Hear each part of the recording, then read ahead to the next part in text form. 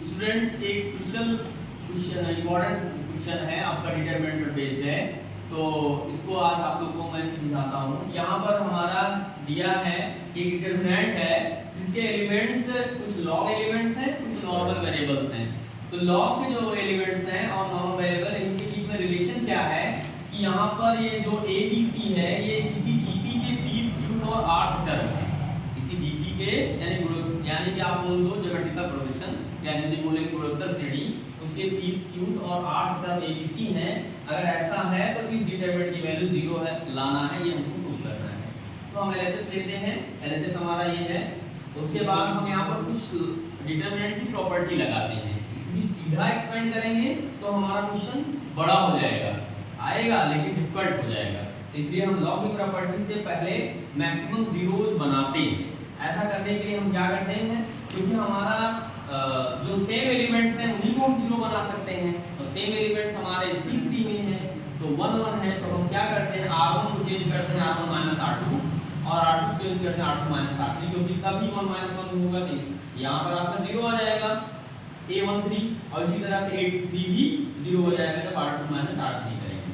फिर इसको हम अब मैक्सिमम नंबर ऑफ जीरोस इधर आपके C3 में है तो विद रिस्पेक्ट टू C3 इसको हम एक्सपेंड करते हैं।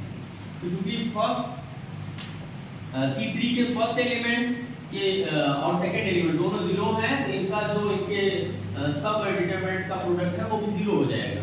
तो लास्ट एलिमेंट हमारा 1 है, तो 1 के रिस्पेक्ट में जो सब डिटरमिनेंट बनेगा वो हमारा ये बनेगा।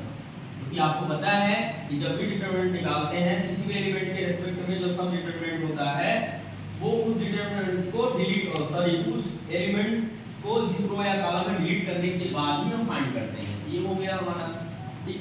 अब क्योंकि ये सेकंड ऑर्डर की आपकी डिटरमिनेंट है, और सेकंड ऑर्डर की डिटरमिनेंट को आपको पता है कि वैल्यू हम डायगोनल के एलिमेंट्स को मल्टीप्लाई करके उनका डिफरेंस लेके फाइंड करते हैं। तो हमने कर दिया, और इसको हमने एक रिलेशन 1 बना लिया, ठीक है।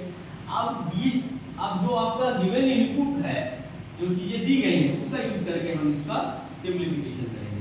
तो जो गिवन इनपुट है उसमें क्या कहा है, उसमें कहा है कि A B C क्या है, P Q और R टर्म ऑफ GP है।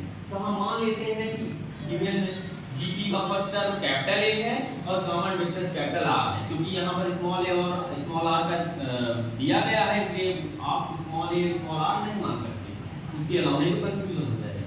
फिर हमने देखा तो हमारा GP की जो प्रॉपर्टी है n टर्म का फार्मूला क्या होता है, A बराबर AR की पावर -1, उसी से हमने ABC की वैल्यू निकाल ली। अब क्योंकि हमको log A log B और log C की वैल्यू निकालना है, ये तभी आएगा जब हम इसको log लेंगे दोनों साइड पर। तो जितने भी वैल्यू हैं इन सब का log लेकर के log की प्रॉपर्टी लगा दिया, तो हमारा क्या आया, log A बराबर log कैपिटल A, क्योंकि आपको पता है log में क्या होता है, प्रोडक्ट सम में कन्वर्ट हो जाता है और पावर आके मल्टीप्लाई हो जाता है, ये आपका हो गया। और फिर चूंकि हमको निकालना है log A - log B की वैल्यू, इन वैल्यू से log A - log B की वैल्यू हमने निकाला, सिंपलीफाई किया, क्या आ गया P - Q log R।